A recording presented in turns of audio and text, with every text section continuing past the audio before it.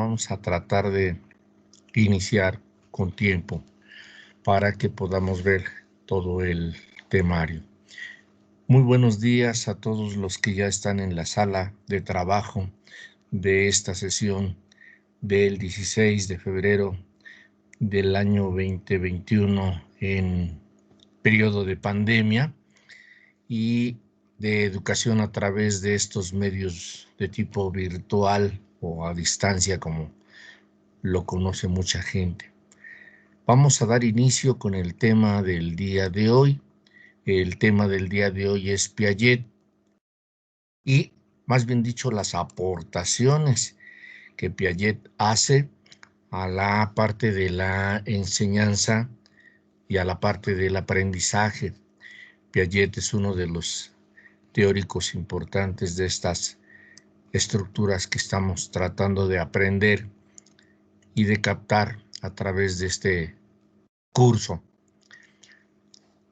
Había alguien, creo que quería hacer una exposición, desconozco si ya está en la sala.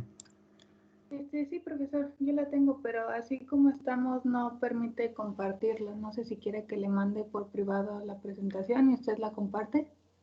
No sé, cuál es la dificultad, colega.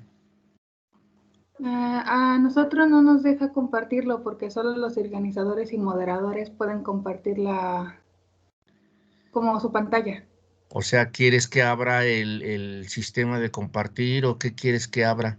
No sé. Sí, porque a mí no me deja, o si se le facilita más, yo le comparto la presentación y usted la pone. Como gustes, como sea, es igual. Podemos abrir aquí el sistema en la configuración de la disposición para que puedan ustedes hacer esa presentación o Sí, o si gusta abrirlo, estaría bien. déjame entonces nada más hacer esto. Opciones de reunión. Checamos.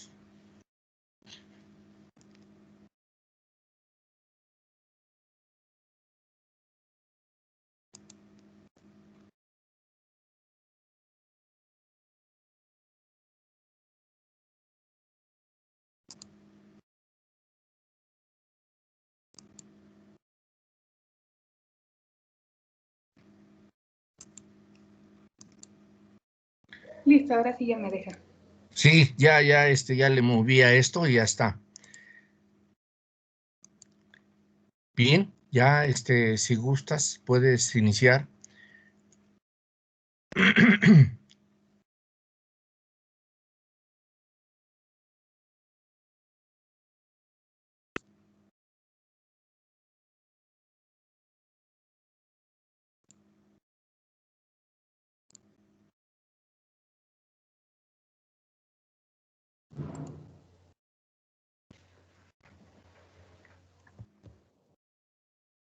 ¿Ya sabe, profesor?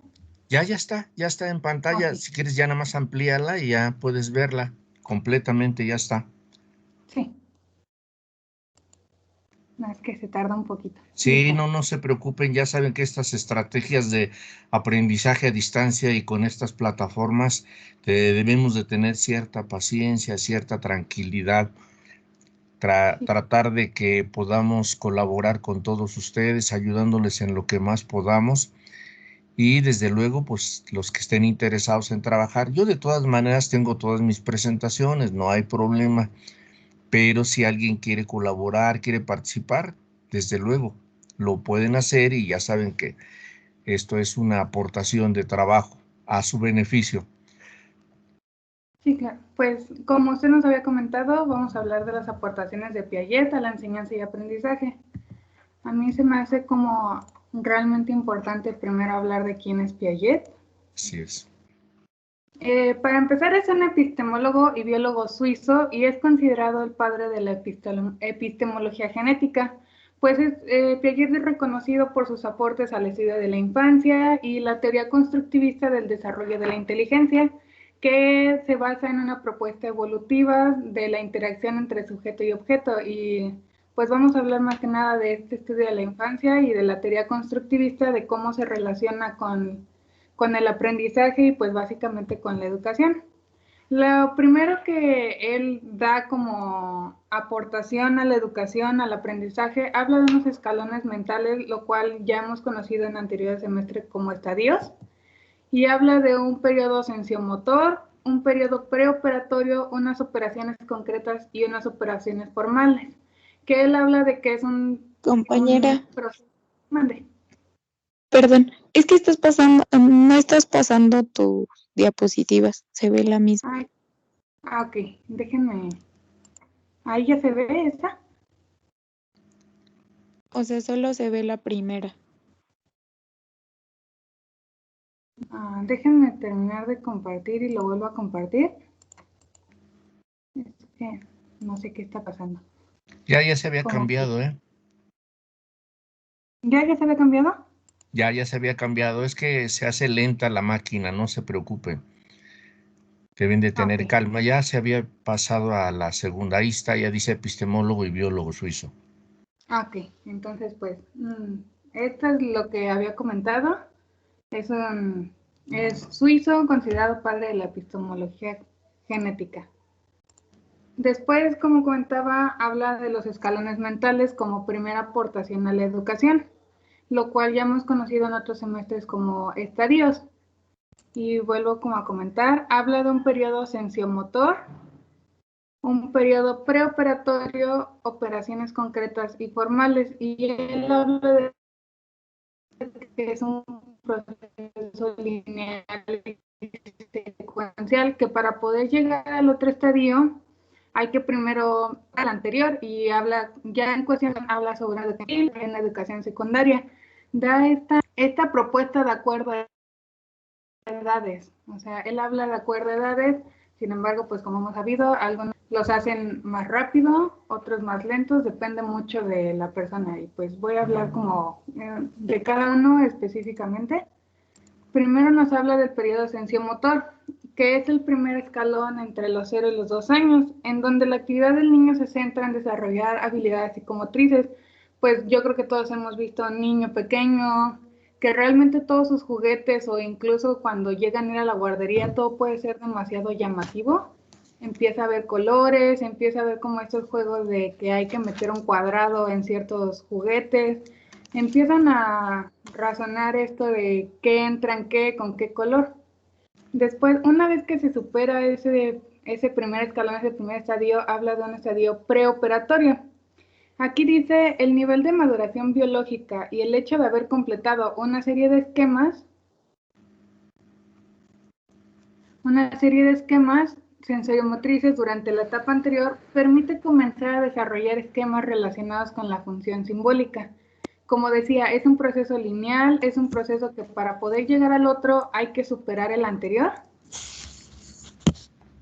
Después habla de unas operaciones concretas que aparecen en torno de los 7 años hasta los 11 años, que sería finales de primaria, donde ya empieza el razonamiento lógico, la posibilidad de clasificar.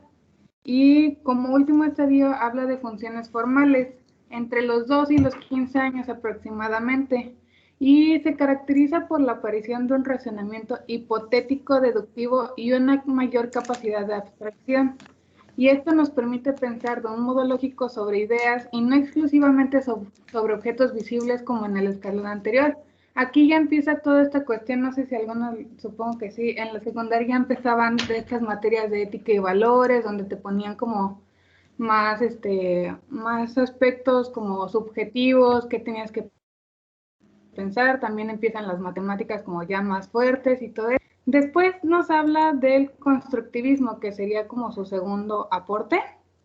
Este es como el esquema, que pues hay una construcción, una interacción con objetos de la realidad y una asimilación entre todo eso. Como también es un proceso, en primera instancia está la asimilación, y es que es la integración de un elemento a los esquemas ya construidos por el niño, por así decirlo, sería como el estímulo. Después viene la acomodación, y es cuando el niño modifica estos esquemas ya construidos para hacer unos completamente nuevos. En el equilibrio habla que tiene que, no tiene, bueno, más que nada, la verdad esa parte no la entendí muy bien, pero hay que asegurar el enriquecimiento del todo en función de sus importancias y de sus diferenciaciones y afirmar la multiplicación de estas. Y después la adaptación, que ya sería un equilibrio entre la asimilación y la acomodación. Después, pues, eso es como a grandes rasgos. Y la importancia de estas aportaciones a la pedagogía habla de que sus intentos son más completos de proporcionar una visión coherente y unificada del desarrollo cognitivo desde el nacimiento hasta la adultez. Como comentaba, es un proceso que se va dando y conforme los vas superando, puedes llegar al otro y vas como avanzando y creciendo. Sus tres líneas fundamentales de estudio es el constructivismo, las etapas del desarrollo y su relación entre desarrollo y aprendizaje. Es como la razón por la cual hay un esquema educativo, porque no nos van a poner a estudiar cálculo en el kinder, porque incluso sería complejo, tiene que haber todo un desarrollo psíquico, motriz, biológico, para que podamos llegar a toda esta educación. Por algo a esta edad empezamos a estudiar la carrera. Luego, es las relaciones entre desarrollo y aprendizaje resultó de especial relevancia debido a las múltiples controversias teóricas y las implicaciones para la práctica educativa que se han derivado de ella. Porque gracias a estas teorías empezaron más cuestiones a preguntarse sobre la educación, cómo influían las personas, cómo influían los niños, cómo era que aprendían. Y pues creo que eso sería todo, profesor. Oh, muy bien. Muy bonita explicación. Muchas gracias. Ya te tomamos en cuenta este trabajo. Vamos a seguir con la exposición. Adelante, Sandra. Adelante, Sandra.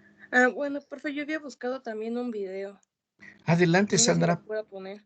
Sí, claro que sí, Sandra. Todos los que quieran aportar el día de hoy, de todas maneras, yo puedo hacer la exposición también, no se preocupen. Adelante, Sandrita.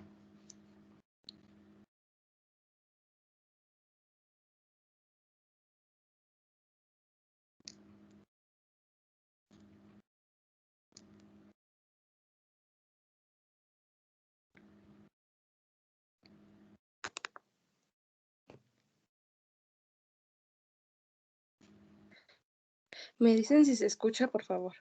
Sí, claro que sí. Apenas está en pantalla. No se está escuchando nada ahorita, ¿eh? No, a ver, creo que no tiene sonido. Si quiere, a ver, lo reproduzco. Ah, ok.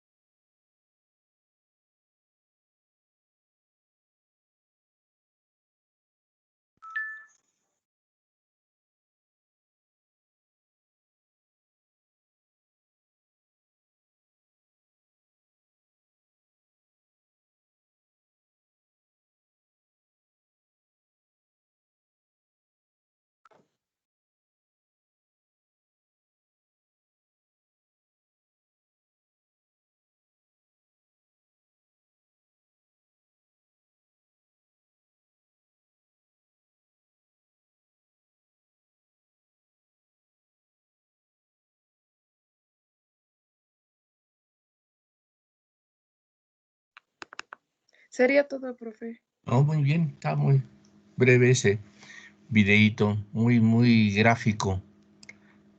Bien, ¿alguien más tiene alguna aportación de Piaget? ¿Alguien que quiera colaborar? ¿Alguien que quiera participar? Si no, para seguir con la exposición. Yo, profe. ¿Quién es yo? A ver, Brenda. Brenda, adelante, Sí. Brenda. Ya nada más sería como que poner pues enriquecer un poco más de lo que expuso Brice. Muy bien.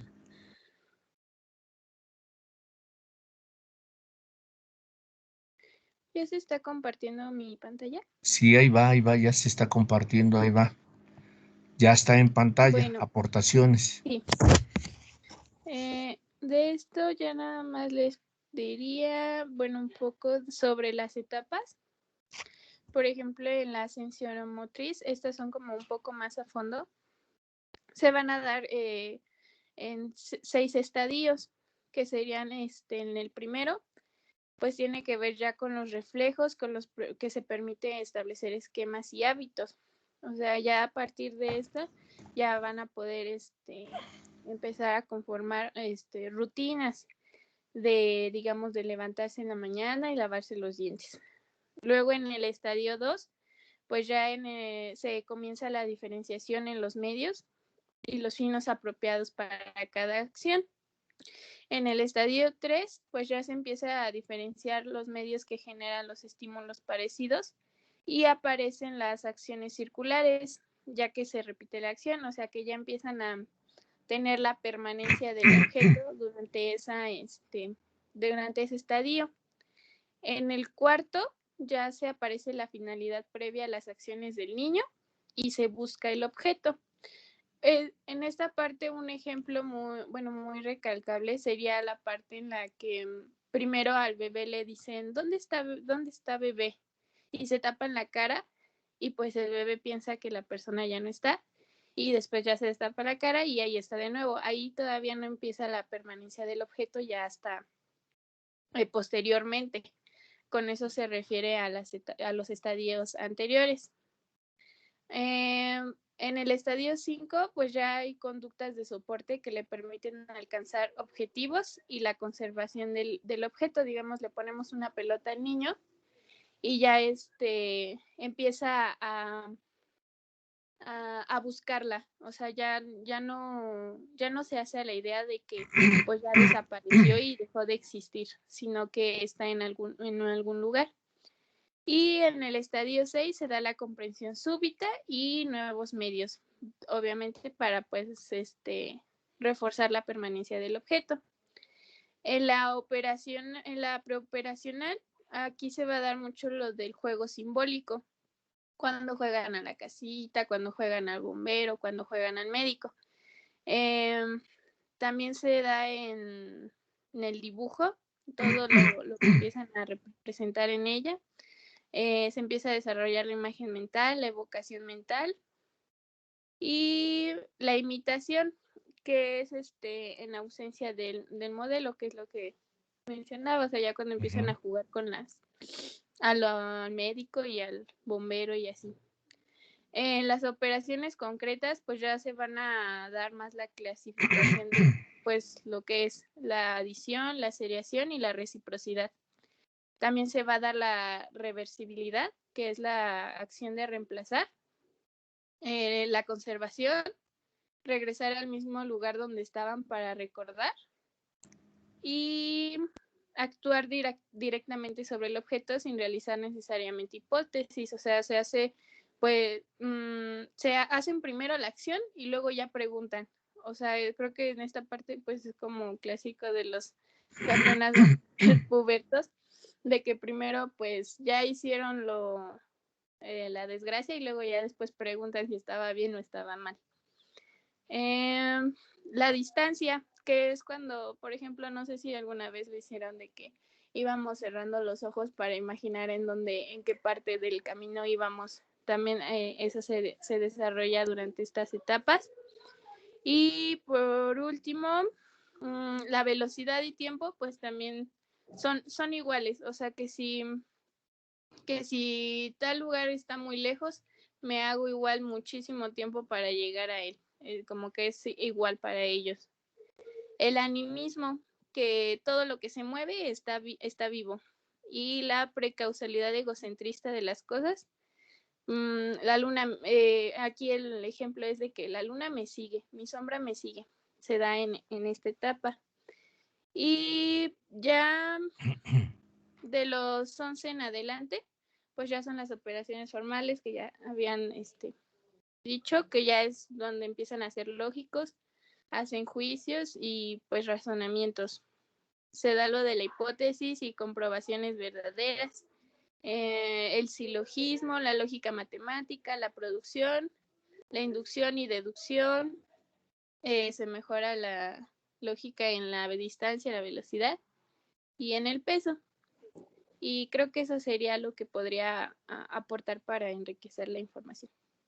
Muy bien. Excelente. Excelente exposición. Muy bien.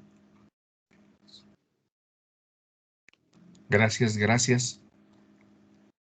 Son exposiciones importantes porque van acumulándose cada una de las informaciones en un solo elemento que tiene que ver con lo que el teórico aporta a la estructura educativa. Hasta aquí hemos comentado qué ha aportado este señor con relación a la cuestión teórica.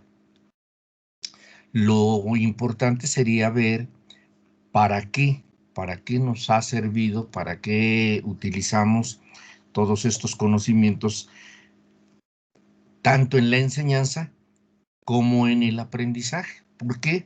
Pues porque hay conocimientos que de entrada a veces cada semestre se están repitiendo, como esto de las etapas y los estadios que se desarrollan por parte de este teórico.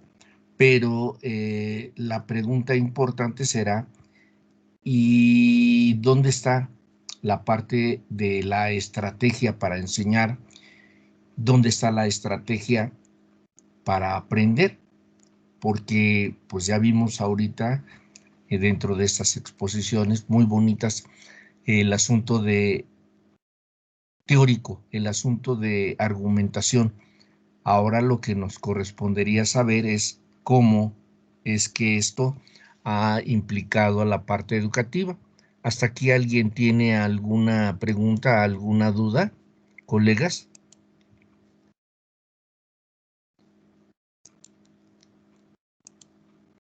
No, profe, ¿Alguien? ¿No? ¿No tienen dudas, preguntas hasta aquí, hasta dónde va esto?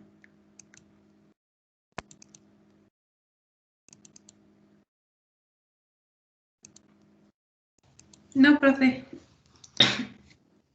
Ok, deben de plantearse preguntas, deben de plantearse argumentos, porque aclarando que todo esto, pues de alguna manera lo vamos a ver teóricamente y por otro lado lo vamos a preguntar en un examen. Vamos a ver, a retroalimentar esto de las aportaciones de Piaget a la enseñanza y al aprendizaje. La mayoría de los autores y los escritores dicen que para comprender bien el concepto de aprendizaje o de instrucción, el enfoque genético, a veces dicen el enfoque cognitivo, a veces dicen el enfoque constructivista piagetiano, es muy importante resumir esos principios que son subyacentes a los postulados que estos autores, en especial este autor de Ginebra, hace sobre el aprendizaje. ¿Por qué es importante este señor? Pues porque da argumentos teóricos muy útiles a todos los seres humanos. Uno de estos argumentos es que el aprendizaje es un proceso de construcción, por eso se llama constructivismo, y básicamente tiene que ver con el carácter interno, es decir, lo psicológico. Son propios de actividades del conocimiento del sujeto y estas determinan que estas interacciones que tiene el ser humano con el medio ambiente en el que el sujeto está inmerso, hace precisamente que haya un excelente aprendizaje.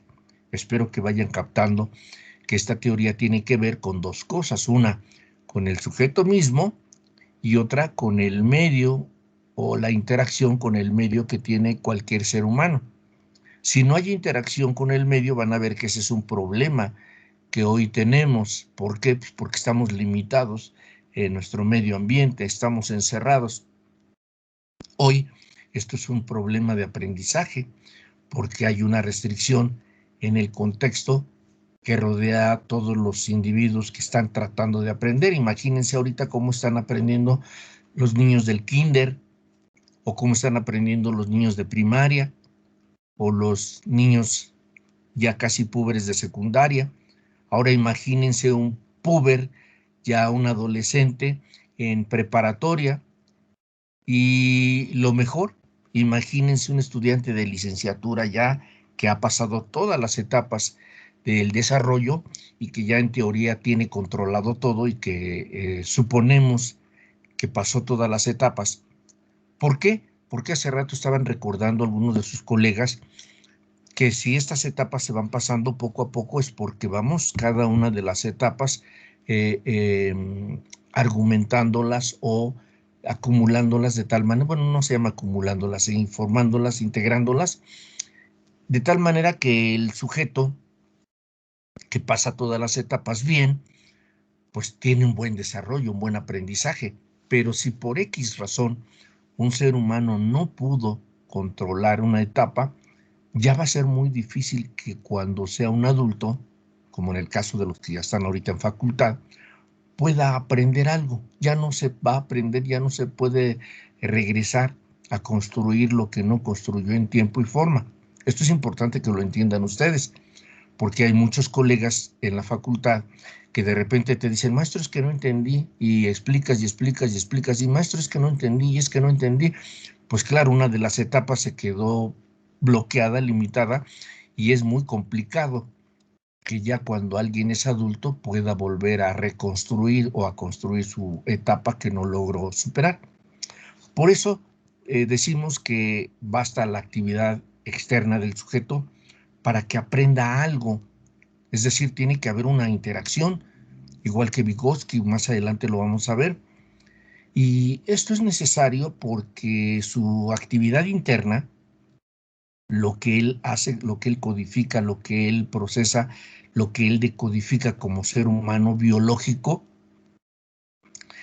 tiene que ver con el modo de aprender. Y esto es lo que plantea este señor, depende del nivel de desarrollo operatorio que posee el sujeto. Es decir, ¿cuál es el desarrollo operatorio? La relación o la interacción que hace el sujeto como ser biológico, como ser humano vivo, con todo aquello que le rodea, con todo aquello que le es interactivo. Esto es parte de lo que van ustedes a ir entendiendo en esta materia, en esta unidad de aprendizaje, donde la estrategia tiene que ver con el cómo enseñan los seres humanos y por otro lado, cómo aprenden todos los seres humanos. Por eso el aprendizaje es un proceso de reorganización y de reestructura del conocimiento. Es decir, los seres humanos organizan, reorganizan, estructuran y reestructuran su conocimiento desde que nacen y pasando por todas las etapas, en este caso que Piaget plantea. Esto hace suponer que ha asimilado, cuando usamos la palabra asimilar, estamos diciendo que está aprendiendo, ¿verdad? Está asimilando, que es la palabra que usa Piaget, la asimilación, y la otra es la acomodación, ¿verdad? Asimila la información del medio y al mismo tiempo va acomodando los nuevos conocimientos. ¿Por qué? Porque los que tenía previamente a los nuevos, pues los tiene que ir acomodando o reacomodando o reorganizando, si así lo quieren ver. Es decir, va aprendiendo, va adquiriendo, va asimilando, pero también va reacomodando acomodando, reacomodando, acomodando, reacomodando lo más reciente y va ahora sí adquiriendo nuevos conocimientos. A todo este proceso de autorregulación de conocimiento se le llama lo que hace rato no captaba muy bien su compañera de la equilibración. A esto le llaman homeostasis, es decir, equilibrar todo el proceso de un ser humano con relación a su medio y a su aprendizaje. Es decir, cuando tenemos una equilibración o un proceso de equilibración, cuando nuestra edad, nuestra estructura orgánica es capaz de aprender, captar e interpretar de manera adecuada lo que me rodea y darle un sentido real, darle un sentido lógico, darle un sentido coherente a lo que yo estoy entendiendo, a lo que yo estoy comprendiendo. Y esto va a depender de mi edad, de mi estructura, de mi desarrollo. Por eso se llama proceso de equilibración, es decir, equilibrio todo lo que alrededor de mí está y soy capaz de aprender las cosas que tengo que aprender. En este desarrollo del aprendizaje y obviamente de la enseñanza o de la instrucción, son importantes los conflictos o problemas cognitivos. Por eso en uno de los videos decía que el maestro no debe darle todo al alumno, sino que debe plantearle problemas. Y obviamente a los alumnos no les gusta que les planteemos problemas, ¿verdad? Es decir, la gente dice, no, a mí dame todo cocinado, a mí dame todo ya bien hecho y ya no tengo problemas contigo.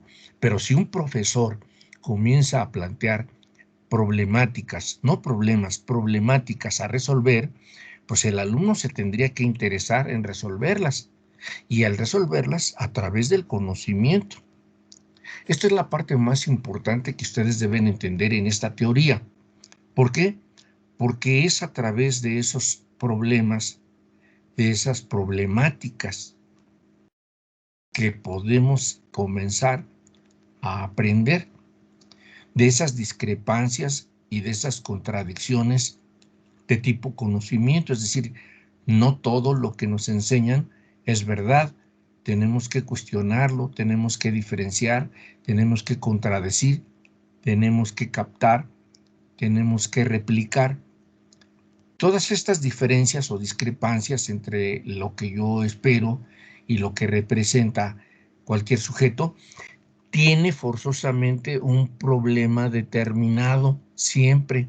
Ese problema está como búsqueda para que los sujetos busquen resultados. El profesor, obviamente, que es un instructor, un enseñador, ofrece precisamente una realidad distinta al alumno para que el alumno la vaya, ahora sí, captando, la vaya asimilando, la vaya procesando y obviamente vaya acomodando nuevos aprendizajes para tener nuevas formas de resultado.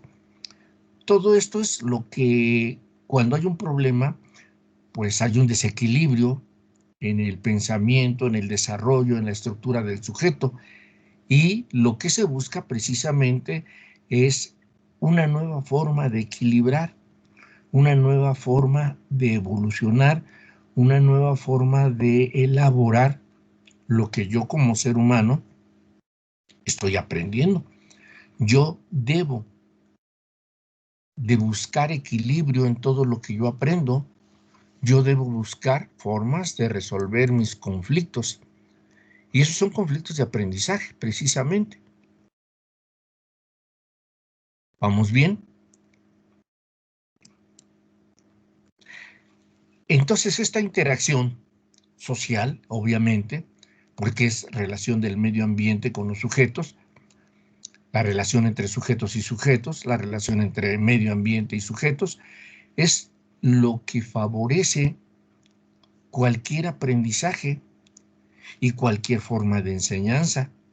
Por eso estaba yo criticando ahorita que en esta época, pues imagínense cómo estamos interactuando. Por ejemplo, ahorita he estado notando que algunos, el sistema los está botando, los está sacando. Afortunadamente el día de hoy ya hay luz, pero por acá, por la zona donde yo vivo, que es una zona cercana a Sinacantepec, tuvimos más de 3 horas el día de ayer en la noche sin luz y me preocupaba porque veíamos que tardaba mucho la luz. Entonces, la interacción que tenemos ahorita con esto, con este medio, es importante, pero imaginemos que no había luz y que yo no podía abrir mi sistema y que ustedes sí tienen luz y que estaban esperando la clase. ¿Entienden el problema de interacción? Cuando hay un problema de interacción es cuando hay ciertas barreras que nos limitan la búsqueda de las soluciones. ¿Cómo le hago yo para resolver este problema? Ahí vienen las contradicciones y los desequilibrios que se producen entre los conceptos que quieren aprender, entre las experiencias propias o las ajenas, cualquiera que quieran. Y esto es lo que lleva a todos los niños, a todos los seres humanos, a reorganizar su conocimiento, a reestructurarlo, a ajustarlo de forma repetitiva, de forma constante. Y obviamente se va haciendo más y más elaborado. Por eso las etapas van pasando de la más pequeña, cuando es el sujeto muy pequeño de edad, hasta la etapa más complicada, que ya es cuando entra a la adolescencia y a la juventud.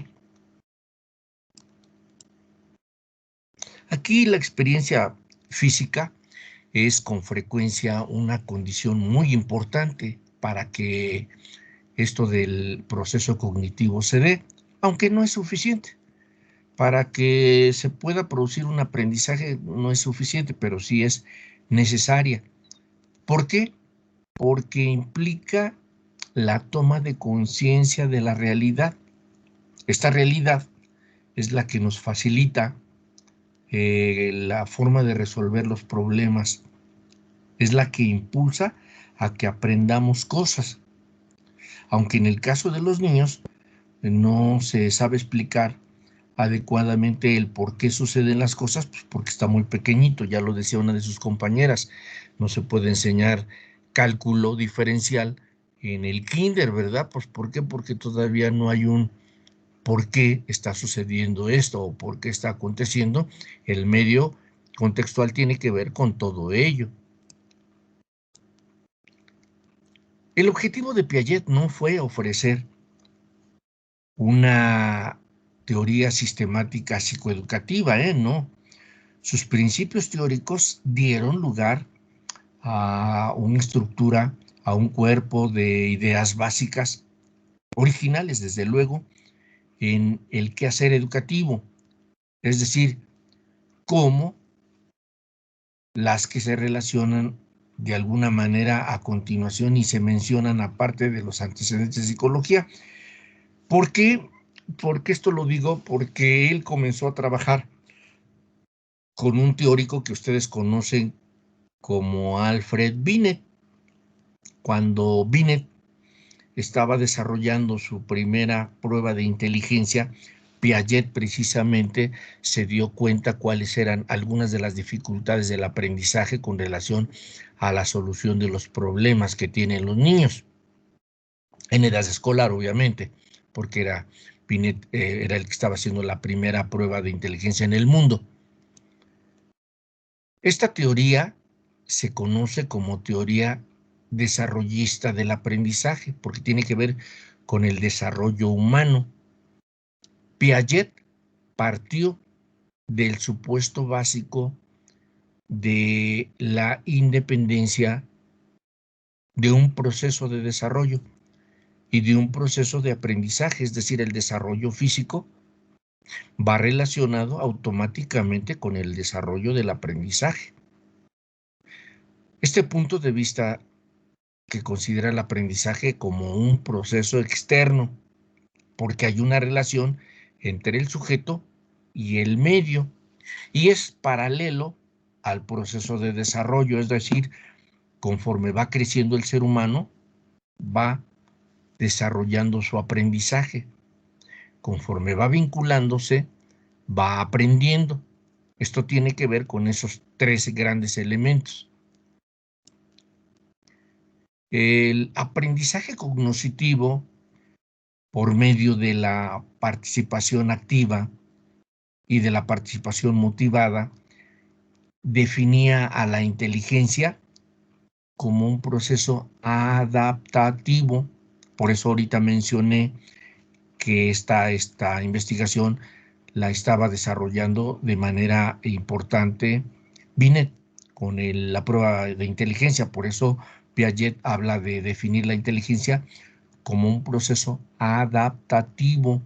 Es decir, la inteligencia es adaptable porque se realiza a través de esos intercambios activos, constructivos, productivos entre las personas y las características de su medio ambiente que les rodea. De ese modo, los conocimientos se derivan en acciones, es decir, todo conocimiento para Piaget termina en una acción, en un acto. Y no son simples respuestas asociativas, no es como en el conductismo, no es yo estimulo y tú respondes, no es así. Hay un conocimiento, hay una forma de asimilar, hay una forma de acomodar el conocimiento y viene una acción y viene una respuesta que es propia del conocimiento de los seres humanos. Y es precisamente mediante la asimilación de lo real, lo que rodea al sujeto, y de las condiciones necesarias y generales de esa acción. Es decir, un niño no puede aprender si no hay elementos reales a su alrededor. Ahora, por eso les decía yo, imagínense ahorita cómo les estarán enseñando en el kinder muchas cosas que tenían que ver con la parte sensoriomotora, por un lado. Por otro lado, cómo les estarán enseñando a los niños de primaria en las etapas preoperacionales, cómo les estarán enseñando de acuerdo a las etapas operacionales y cómo les estarán enseñando en la preparatoria las operaciones formales. Si de entrada tenemos un problema de restricción del medio ambiente, delimitante. Entonces ahí viene la parte del aprendizaje, es decir, ¿a poco estamos aprendiendo así con este medio, con estas técnicas, con estas herramientas? Esta sería una discusión que deberíamos de tener en la universidad. Realmente estas formas de enseñanza que tanto se jactan las autoridades de que estamos enseñando a distancia y estamos cumpliendo con todos los estudiantes y todos los profesores están trabajando. La pregunta es, ¿realmente hay un aprendizaje serio? Esto es importante que lo vean ustedes, ¿eh? Bien, hay otro punto de Piaget que es el proceso de socialización que ya habían comentado algunas de sus compañeras. Para este señor Piaget, el desarrollo pleno de la personalidad del alumno implica su desarrollo social. Es decir, el sujeto con la sociedad y el sujeto con la sociedad y su formación intelectual juntas. ¿Por qué? Porque ahí es cuando se da de manera simultánea una conciencia libre, una idea de individuos respetuosos hacia los derechos y hacia las libertades. Un sujeto que puede forzosamente ver qué está pasando con la realidad, ¿sí? ¿Me explico? Aquí la parte interesante sería ver qué pasa con todas estas cosas, qué sucede con todo esto que tiene que ver con la enseñanza de una manera diferente, de una manera a distancia. Hasta aquí, ¿alguien tiene dudas? ¿Tiene preguntas? ¿Vamos bien? Pueden levantar su mano o pueden escribir en el chat. Bien, otro punto interesante en esta teoría piagetiana. Es ese modelo de equilibrio que su compañera decía, como que no le capto muy bien, pero pues es esto, ¿verdad? Bien, vamos a tratar de que lo entiendan bien. ¿Qué son los modelos de equilibrio en esta teoría? Son elementos fundamentales de esta teoría, que obviamente está planteada en 1977. ¿En qué se basa? En la parte biológica, en la parte estructural de la biología del ser humano, y en una estructura que tiene que ver con otra teoría, que era la teoría general de sistemas. Por un lado la biología y por otro lado la teoría general de sistemas. ¿Cuáles son esas cualidades fundamentales de esta estructura del conocimiento?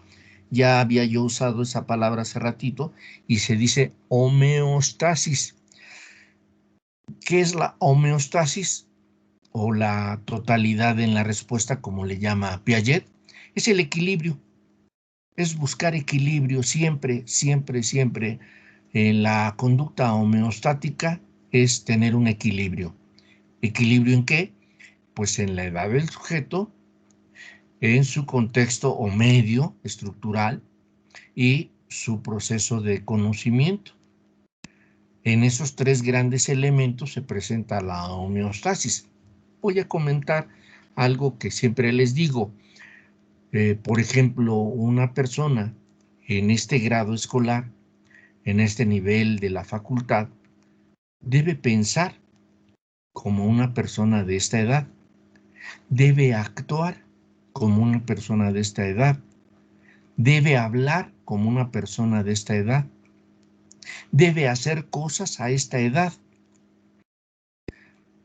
Y aquí viene la crítica. ¿Y qué pasa cuando encontramos un colega, un compañero que pues no se comporta a la edad, no se comporta con el lenguaje que debe de tener, no se comporta con su medio contextual como es? Y entonces notamos que esa es una forma, dicen algunos, atrasada. En algunos casos decimos es adelantada a su edad. Este es precisamente un, pues entre comillas, desequilibrio, ¿verdad? ¿Por qué? Porque la parte homeostasis tiene que decir que tenemos que tener, o debemos tener más bien dicho, un proceso de equilibración, que es el responder de acuerdo a mi biología, a mi edad, de acuerdo a mi medio contextual y de acuerdo a mi forma de conocimiento o capacidad, si quieren entenderla, intelectual o formación intelectual. Y esto siempre un ser humano lo está buscando constantemente, ¿verdad? Ese es el proceso de equilibración. No sé si quedó más claro hace rato. Por eso les decía a su compañera, como que decía, híjole, no le capté, pero es esto. Muy bien, aquí ya estamos explicando un poquito más qué es la equilibración o el modelo de equilibrio. Es un proceso homeostático o de nivelación de las fuerzas. Anuar, adelante, Anuar. Yo recuerdo, profe, que creo que fue hace 2 semestres con la profesora Irma, que ella Sí. es también del área constructivista, Sí, nos sí, dio sí. un libro en el que había también como un ruso pedagogo que estaba estudiando a Piaget y Sí. daba un ejemplo del proceso de equilibrio con los niños, por ejemplo, cuando le enseña a su niño que es un gato.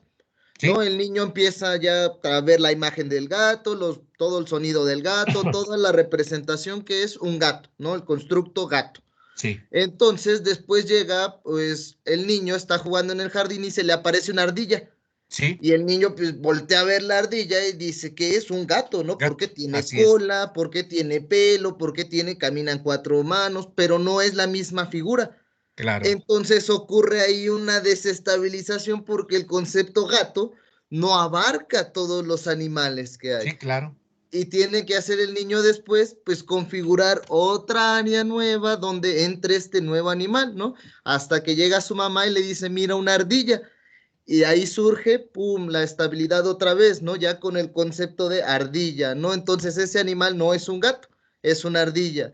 Y así el niño pasa igual con los perros, ¿no? O sea, ahora llega un perro y empieza, pues también va en cuatro patas, también tiene cola, también hace ruidos, pero que es un perro, ¿no? Y el niño tiene que estar ahí buscando la estabilidad entre los conceptos que ve, que es Claro, hasta que le dicen que es un perro cuando encuentra el equilibrio. Y así se la pasa todo el tiempo luchando entre lo que sabe y lo que no sabe y buscando, pues nunca terminamos de estar en estabilidad, ¿no? ¿es Pero pues el correcto? punto está ahí, ¿no? ¿Es correcto? Es correcto, el punto de equilibración nunca se termina y se termina precisamente cuando ya terminaron las etapas del desarrollo, es decir, en las operaciones formales, que es más o menos 15 años, ya un sujeto de 15 en adelante ya no debe de estar discutiendo tanto la equilibración, ya no. En esto de los conceptos, en aprendizaje se llaman conceptos de conjunto. Por ejemplo, decíamos perro. El niño ve un perro en su casa. El perro que tiene en su casa, pues obviamente cuatro patas, oreja, rabo, pelo y ladra, ¿verdad? Pero a lo mejor el perro que tiene es un perro muy pequeñito, muy chiquito. Cuando le presentamos un perro muy grande, no sé, de tipo de perros mayores, el niño ya choca con ese proceso de equilibración, ya se desequilibra y dice, ah, caray, este ya no es perro, que es, viene el concepto disyuntivo, porque un perro pequeño y un perro grande para un niño, pues ya diferencia mucho. Bien, ese es un concepto de disyunción y luego viene el concepto de relación. Cuando le dicen a un niño que hay un perro policía y entonces pues las situaciones como o es perro o es policía, ¿verdad? Entonces la relación más complicada ya se va dando conforme el desarrollo humano, por eso se llama psicología del desarrollo. El desarrollo humano hace que el sujeto vaya creciendo, asimilando, acomodando, reestructurando y obviamente buscando equilibrio en todo el conocimiento que se da. ¿Vamos bien, colegas? Seguimos entonces. Hay aspectos que se relacionan con la programación de un sistema abierto, de un sistema de aprendizaje que ya es más amplio. ¿Por qué? Porque Piaget no establece una descripción, nunca la dijo, una descripción detallada de las características de lo que podía ser un sistema de programación ideal. No dijo, ah, así está programado el ser humano. No, no, no. Pero sí fue posible que identificara algunas características al respecto de cómo pudiera de enseñarse de alguna manera o programarse a través de objetivos, a través de contenidos, a través de enseñanza, a través de procesos adaptativos, las posibilidades adaptativas del alumno. Es decir, nunca dijo con exactitud cómo se iban a hacer las cosas, pero sí nos las planteó teóricamente y nos dijo, bueno, así están las etapas, así están los desarrollos, así está el contexto, así está la asimilación, así está la acomodación, así está el equilibrio, así está esto. Ya dependerá de cada uno de los autores de la enseñanza y el aprendizaje, pero queda claro que a Piaget no estableció una teoría que dijera, ah, así se va a hacer y así de manera automática los niños aprenden y los seres humanos enseñan. No, hay una forma de plantearlo y eso hizo que él lo desarrollara de esa forma. ¿Alguna duda hasta aquí, colegas? ¿No? Vamos a tratar de ver, yo también por ahí les preparé unos videitos, a ver si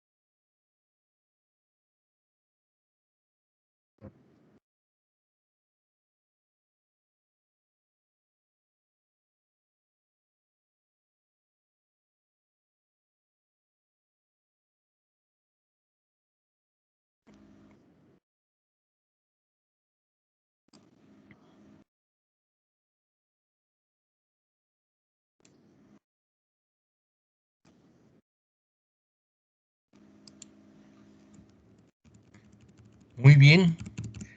¿Alguna duda hasta aquí, colegas? ¿Alguna pregunta? ¿Algo que les haya quedado pendiente? ¿Algo que no les haya quedado claro hasta dónde vamos, colegas?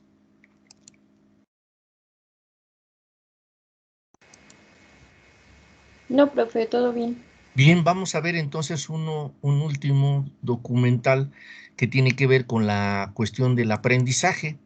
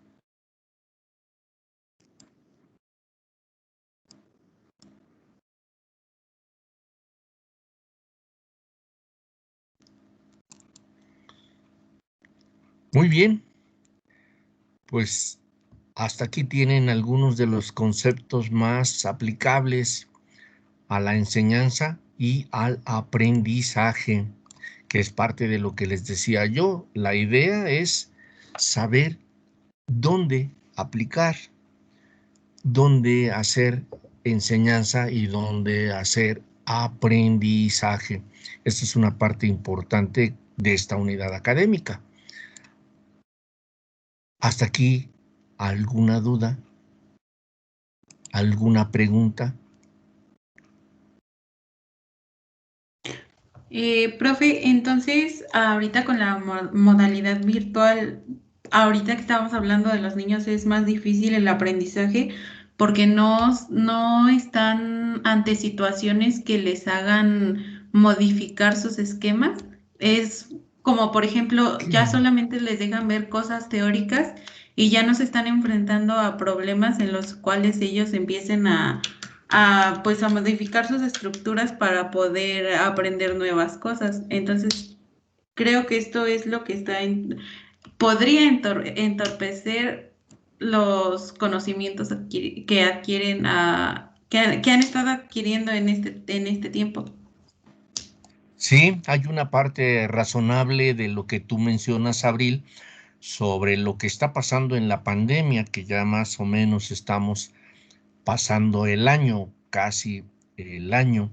El asunto es que cuando hay que establecer una nueva forma de asimilar, la pregunta es ¿qué tanto asimila un niño o cualquier ser humano en general?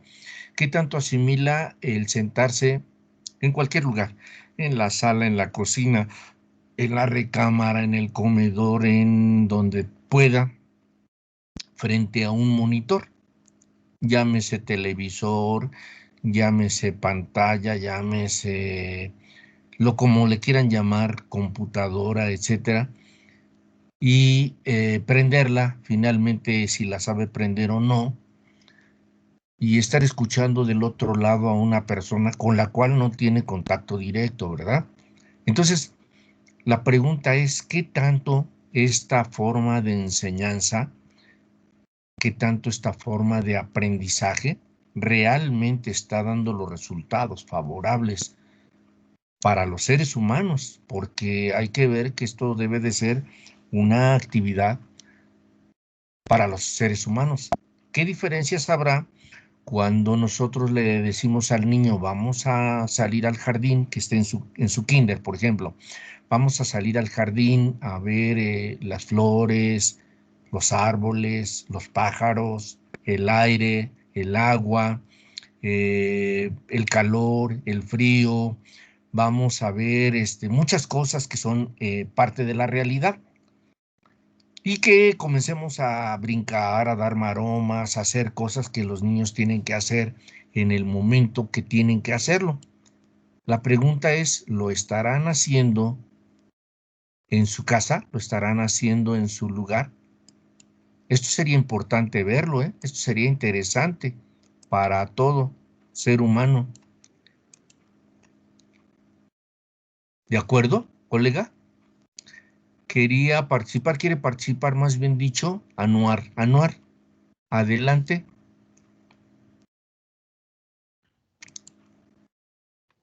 Yo hace poco, profe, estaba viendo una noticia en la que Noam Chomsky, el famoso lingüista, Sí, el creador, el que es seguidor de la teoría, ¿no? Muy seguidor de la teoría de este Piaget y además de esta teoría del lenguaje innato, ¿no? sí, Decía que la pandemia, le habían preguntado en una entrevista de la BBC, me parece, de qué era lo que iba a pasar con la enseñanza en los niños durante la pandemia, sí, ante la claro. ausencia del ambiente, porque ya no podían salir. Y dice, su respuesta a mí me gustó porque sí me hizo pensar mucho en la situación, porque decía que iba a haber un cambio muy favorable, porque resulta que ahora iba a forzar a los papás a hacerse dueños de la educación de los niños, porque también me había tocado escuchar con mi mamá, que tiene una compañera de trabajo, que se empezaba a quejar de es que ahora ya no puedo llevar a los niños a la escuela y ahora es que las tengo que estar vigilando y es que ya no puedo estarlos cuidando y ya no tengo tiempo. Entonces me quedé pensando pues realmente el aprendizaje para los niños aún va a ser mejor, porque ahora los papás se van a encargar de apoyar al niño durante su enseñanza, que era algo antes que no pasaba, que era como lo llevas al kinder y pues ya ahí desarróllate y crece y sé inteligente, ¿no? Entonces ahora pues la pandemia los obliga a cumplir su rol, no tanto de papás como de maestros. Y decía de qué forma de enseñarle a un niño, sino que cuando un niño te pregunta de cómo es que vuela una mosca y estar ahí viendo cómo el niño empieza a desarrollar su curiosidad, ¿no? Y tú como papá, ¿qué haces? Pues nada, tú no sabes cómo vuela una mosca, ¿no? Pero tú estás ahí para escuchar al niño, para estarlo apoyando y reforzando, ¿no? Claro, Entonces claro. decía que la enseñanza iba a tener un prospecto nuevo, que iba a ser la participación activa de los papás, por lo que yo creo que es una muy buena opción y una muy buena idea y que pues, se dio de manera natural, ¿no? O sea, Sí, muestra sí, como un buen camino. es correcto, Anuar. Digo, yo no sé si ustedes ya cursaron otras unidades académicas, pero eh, a mí el semestre pasado me tocó impartir una materia que tiene que ver con estas teorías, con estas formas teóricas que estamos trabajando sobre lo que implicaba las teorías de la psicología educativa. Y dentro de las teorías de la psicología educativa había algunos autores como Taylor Gatto, como Ken Robinson, como otros grandes teóricos que ya manejan estas formas que tú estás mencionando, Anuar. Es decir, la escuela en el hogar. De hecho, no las inventaron por la pandemia, esto ya lo traían algunos teóricos. ¿Qué pasa si un grupo de papás deciden no llevar a sus hijos a la escuela? Punto. Nada más así, este era el planteamiento. Y que la escuela ahora fuera su casa, que el papá y la mamá tomaran las riendas de la enseñanza y de la educación de sus hijos. Obviamente estas son teorías que maneja eh, Taylor Gatto, Ken Robinson, John Biggs, en todo lo que se llama las teorías del conectivismo. ¿Por qué? Porque se supone que muchos papás modernos hoy, pues, podrían hacerse responsables de sus hijos. Por ejemplo, en el caso de ustedes, ustedes están en su casa, ustedes están ahí con sus papás, y la pregunta importante sería, ¿asisten puntualmente a sus clases? ¿Entran puntualmente a sus clases? ¿Participan activamente en sus clases? ¿Sus papás están atentos a todo lo que enseñan y hacen? Pues van a ver que esa es una discusión muy, muy interesante y que además Anuar atinadamente lo dice y que yo ratifico con estos señores Taylor Gatto, Ken Robinson, John Biggs, que son teóricos de la enseñanza moderna en el mundo. La pregunta sería, ¿qué tanto han aprendido, qué tanto aprenden con estos medios, con estas formas de enseñanza? Una. Dos, ¿qué tanto el papá, la mamá están formados para educar a sus hijos? Esto sería lo interesante. Adelante, Montserrat. Gracias, Anuar. Buenos días, profesor Buenos y días. compañeros. Respecto a lo que estamos platicando, bueno, conversando, siento que puede existir como, eh, sí, buenos resultados de que se está aprendiendo en casa, pero también como deficiencias en el aprendizaje, no solo para nosotros, sino también para los niños, porque siento que su nivel, los niños aprenden a través del juego, a través de dinámicas que le permitan explorar su mundo exterior. Y por ejemplo, me daba cuenta ahorita que estoy haciendo mi servicio, lo estoy haciendo en un centro de atención múltiple Ujú. y a las clases solo se conectan 2 niños y los otros 9 no se conectan porque no tienen la posibilidad o sus papás no saben utilizar los Claro. medios. eh, y al ver al menos a estos 2 niños cómo participan en las clases, sus mamás se desesperan mucho O sea, no tienen la misma paciencia que un maestro, que un docente, estarles explicando las cosas y ya le están jalando el pelo o ya le están regañando enfrente de la maestra y de mí. O sea, entra como un conflicto muy, muy grande porque además de que presentan una discapacidad, pues obviamente quieren que sus hijos hagan las cosas como en el momento en que se les está pidiendo y claro que su proceso de aprendizaje es más lento y que necesita mucha atención. Entonces, sí es como un poquito complicado que se establezca este aprendizaje y ciertas, no sé, ciertos temas y se va perdiendo como el interés del niño porque al final de cuentas su mamá es la que puede hacer la tarea y se la manda a la maestra y él ya no se esfuerza Claro. en ningún aspecto. Entonces sí es como muy controversial esta situación porque algunos papás sí se han comprometido como del todo y tienen los recursos para ayudar a sus hijos, pero hay otros que no tienen ni siquiera la paciencia y ni los recursos para que el niño pueda aprender.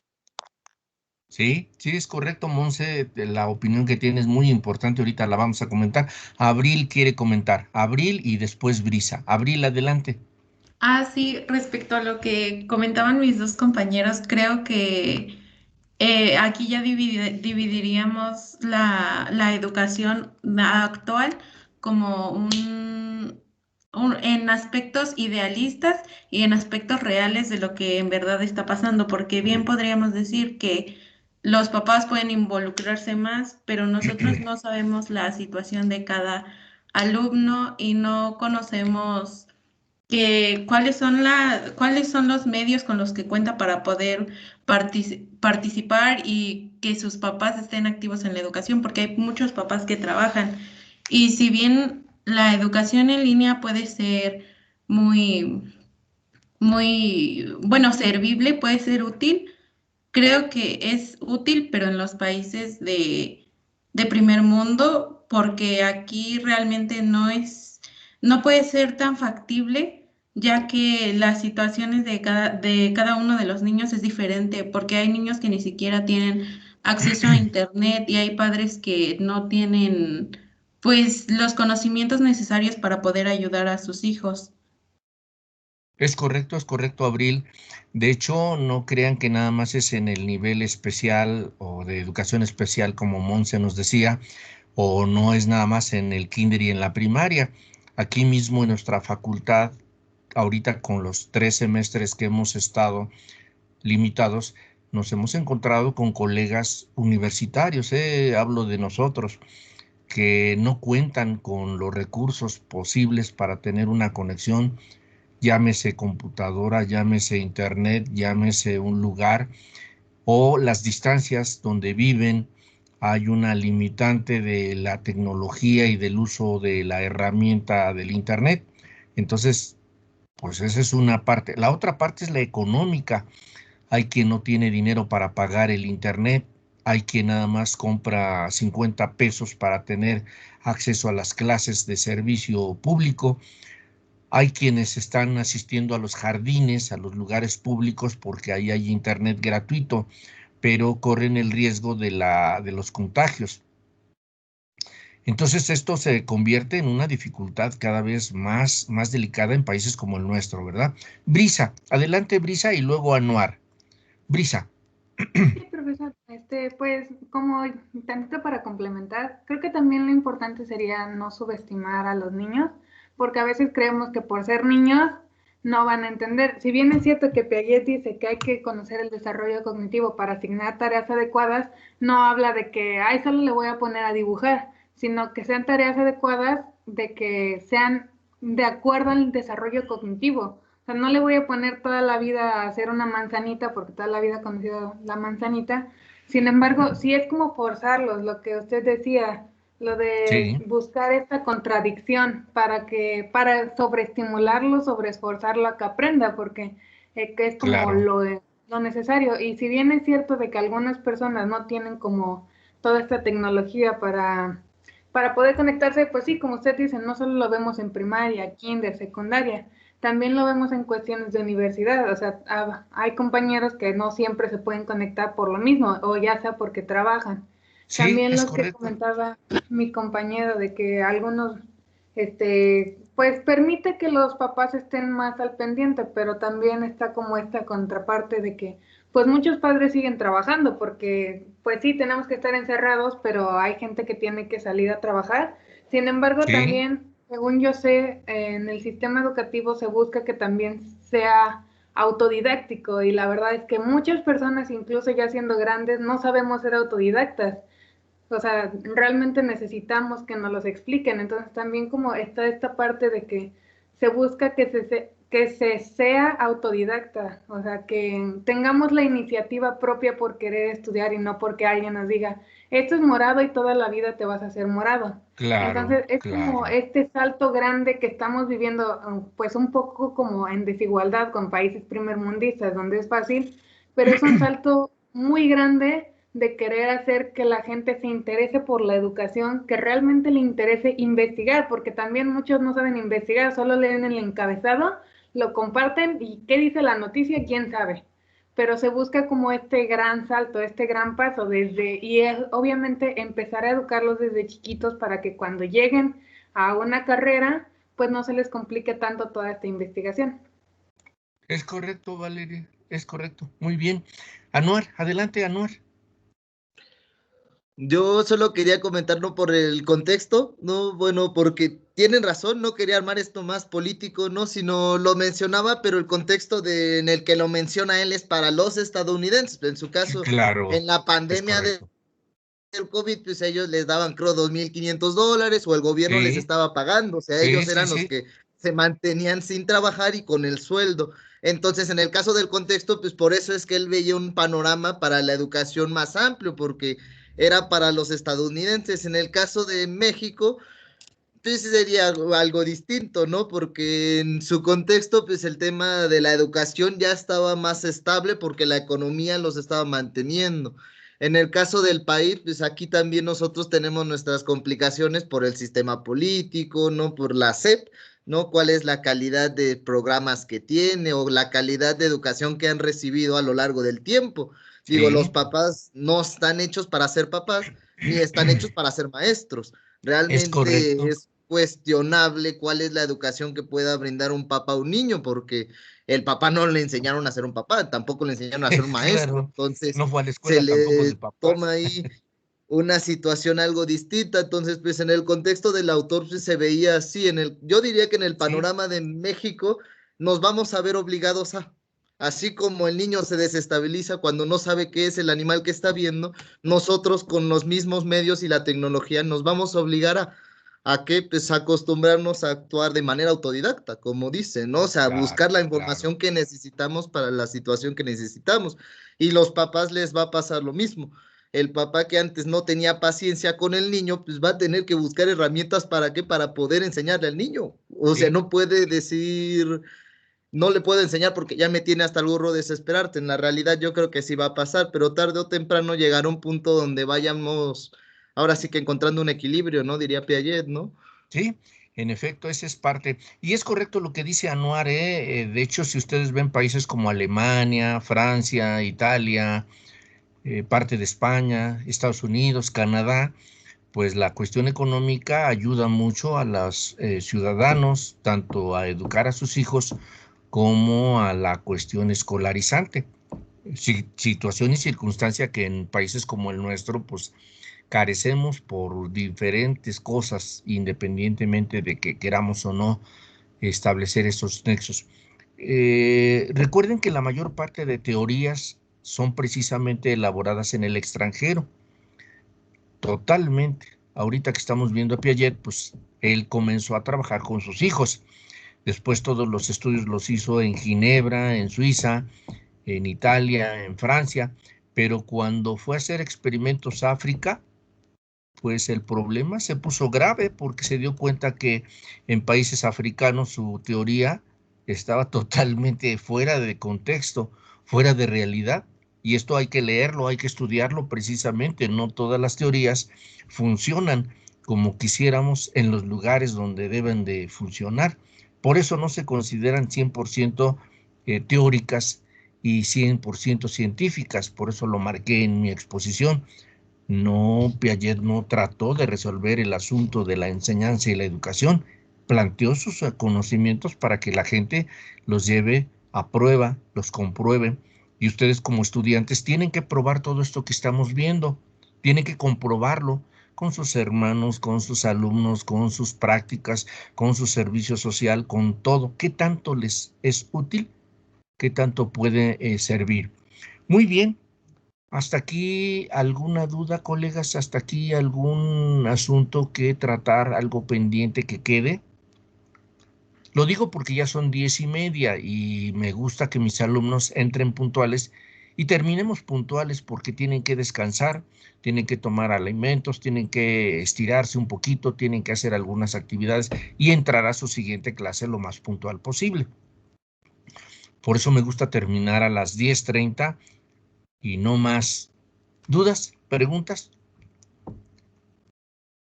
Si no hay dudas y no hay preguntas, el siguiente autor es Ausubel, ¿sí? Aportaciones de Ausubel a la educación, obviamente a la enseñanza y al aprendizaje. Nuevamente tomamos la idea de que algunos de ustedes quieran colaborar y participar y yo con todo gusto les doy la oportunidad de que lo hagan como quieran, como ustedes quieran. Hay que buscar las alternativas, las mejores. Entonces todos tienen el mismo derecho de colaborar y participar en exponer, en hablar, en escribir, en comentar, en poner ejemplos, lo que ustedes quieran. El chiste es aprender qué estrategias de enseñanza y qué estrategias de aprendizaje cada uno de los autores establece. En la próxima sesión nos toca Ausubel. Muy bien, si no hay dudas, pues con esta parte cerramos nuestra sesión de trabajo, agradeciéndoles que hayan estado y que descansen. ¿Dudas? ¿Ninguna? No, profe. Creo que no, profe. Oh, muy bien, entonces cerramos la sesión el día de hoy, queda grabado para los que quieran repasar y nos vemos el próximo jueves con el teórico Ausubel y sus aportaciones a la enseñanza y al aprendizaje. Muy buen día, que descansen, que les vaya muy bien. Cerramos la Gracias. sesión. Gracias, Buen día. profesor. Hasta luego. Hasta luego. Gracias igualmente, profe. Hasta luego, que les vaya bien. Gracias a todos. Adiós a todos, adiós, adiós, que les vaya muy bien. Vamos cerrando.